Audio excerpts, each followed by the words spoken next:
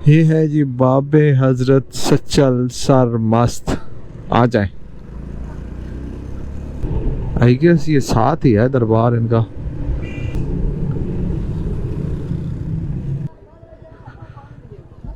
पहले चलते हैं पार्किंग में, गाड़ी लगाते हैं। कितना फीस है?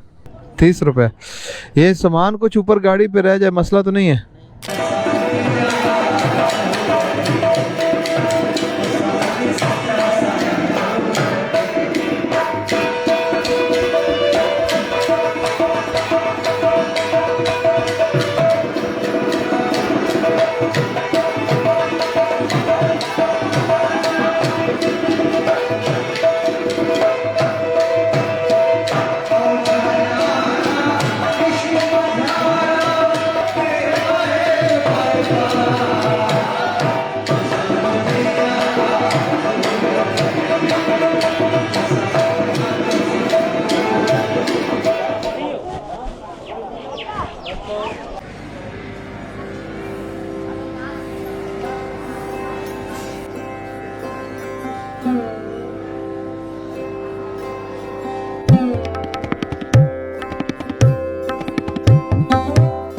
वादी सिंध की तारीख हजरत सच्चल सर मस्त के जिक्र के बगैर अधूरी है।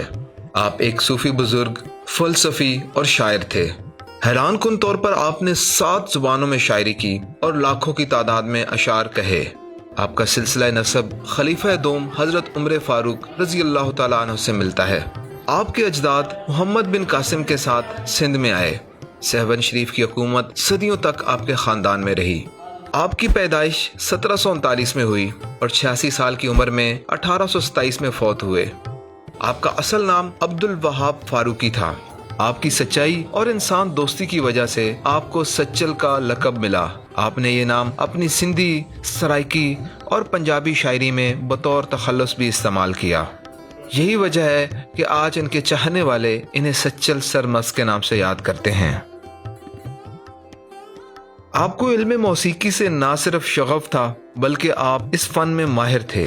आज भी आपके दरबार पर यह सिलसिला जारी है।